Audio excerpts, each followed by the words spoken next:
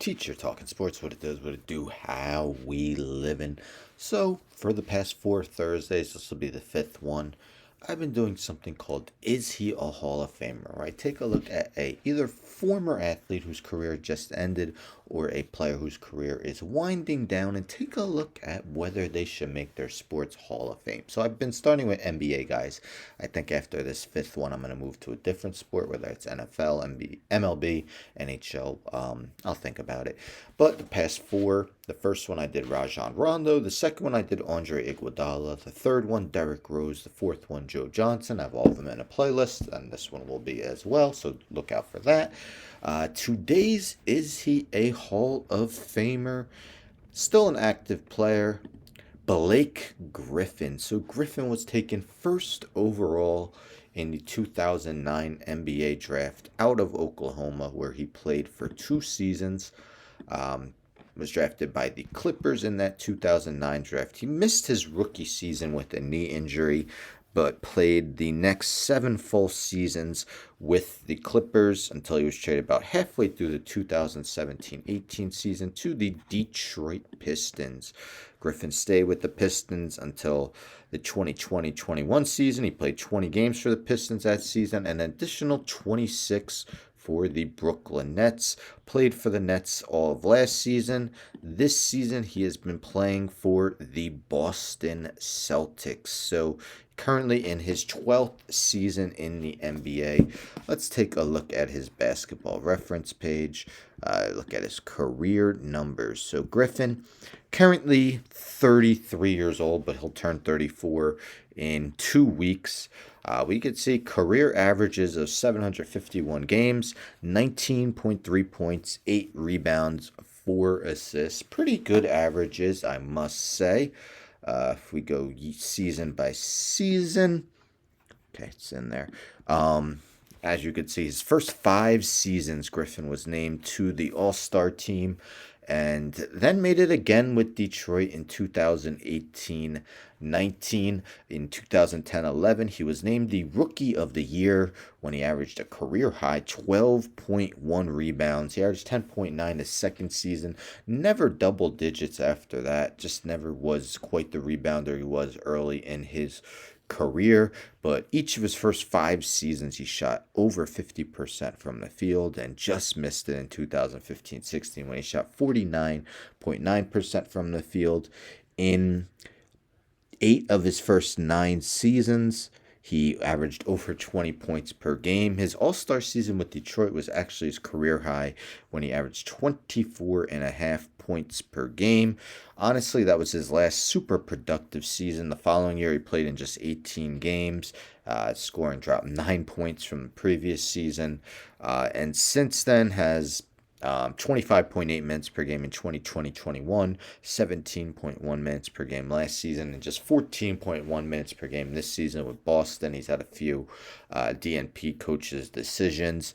But so, of course, his Hall of Fame case is going to have to do with the first 8-9 seasons of his career when he was one of the most well-known players. Of course, won a slam dunk contest, had the Kia commercials, so he was one of the most recognizable basketball players in the league. Was part of Lob City with the Clippers, with Chris Paul and DeAndre Jordan. Exciting teams. Unfortunately, none of his teams ever made it to the conference finals. Can the Celtics be the first? And how much credit would he even get for that? If, playoffs, teams often shorten their rotations. Will Griffin even be a part of their rotation in that postseason? But made some conference semifinals with the Clippers and with the Nets, but was not able to advance to the conference finals ever in his career. You see his averages dip a little bit, 18.5, 7.8, 3.6 assists.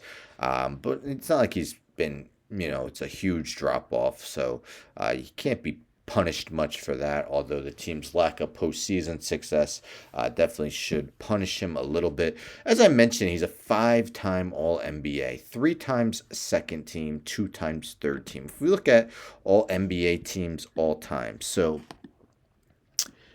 Everyone who has more than 5 All-NBA teams named in their career and is eligible to be in the Hall of Fame right now is in the Hall of Fame. So if we look at all the players with 5 All-NBA teams in their career, Bob Davies in the Hall of Fame, Neil Johnston in the Hall of Fame, Tiny Archibald in, Kawhi Leonard, of course, active, but he will be in, Jerry Lucas in the Hall of Fame, Isaiah Thomas in the Hall of Fame, Grant Hill in the Hall of Fame, Sidney Moncrief in the Hall of Fame, had a very long wait though, Willis Reed in the Hall of Fame, Mari Stoudemire not in the Hall of Fame, I believe he's been eligible since 2020, Tim Hardaway in the Hall of Fame, although he also had a super long wait, Chris Webber in the Hall of Fame, he had quite a wait as well, Clyde Drexler in the Hall of Fame, Slater Martin in the Hall of Fame, Kevin Johnson not in the Hall of Fame. Kevin Johnson's one of those rare players who has more All-NBAs than All-Stars. Of course, Blake Griffin. Mitch Richmond in the Hall of Fame. Ben Wallace in the Hall of Fame. LaMarcus Aldridge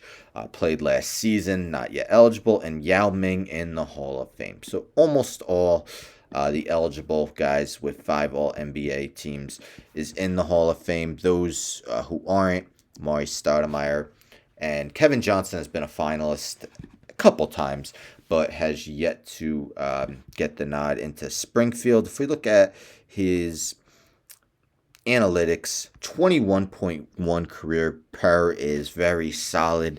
In each of his first 7 seasons, he had over a 20 per. 8 of his first 9. 2017-18 just missed at 19.6. Of course, the last few seasons, it has been nowhere near that. In each of his last 4 seasons, his highest has been 13.7. Look at win shares, 80.4 in his career. Had a couple seasons with double-digit win share totals, over at least 9 in each of his first 5 seasons. So that 80.4 isn't bad for a guy attempting to make the Hall of Fame. Basketball Reference likes doing similarity scores where they compare a guy's most similar career performance arc using win shares. So if we take a look at the guys who Blake Griffin is most comparable to when it comes to win shares, Paul George probably will make the Hall of Fame, active player. Peja Stojakovic not in the Hall of Fame. I don't think he will. George McGinnis in the Hall of Fame. Billy Cunningham in the Hall of Fame. Lou Hudson in the Hall of Fame, but had a awfully long wait to get in. James Worthy in the Hall of Fame. Harry Gallatin in the Hall of Fame. And then the last 3 guys are not. Anthony Mason, Kiki Vandeweghe, and Glenn Rice. Of course, Basketball Hall of Fame isn't just NBA, it's also college. Really takes everything into account. Blake Griffin had a superb sophomore season, 22.7 points, 14.4 rebounds, shooting 65.4% from the field. But only 2 seasons in college basketball. I don't think that will, hurt or hinder his chances at making the Hall of Fame. I don't think it advances him that far, although he did have a great sophomore season. Again, Rookie of the Year. MVP finishes. He's had 3 top 10 finishes in MVP voting, including a best of 3rd in 2013-14, 8th in 2014-15, and 10th in 2011. But if you look at his career numbers, he's really not too high in many of the all-time stat categories. I'm trying to look at his career points, so it's not even listed. But yeah, he's nowhere near like the top 100, I don't think. Look at his career numbers: 14,471 points.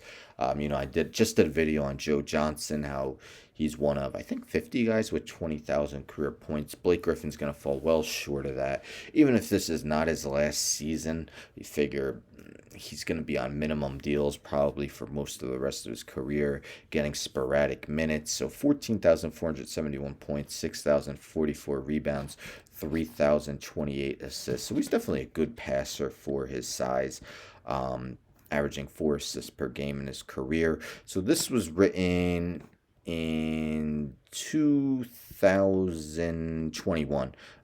USA Today, just mentioning guys and their chances of getting in, guys that they say kind of on the fence about.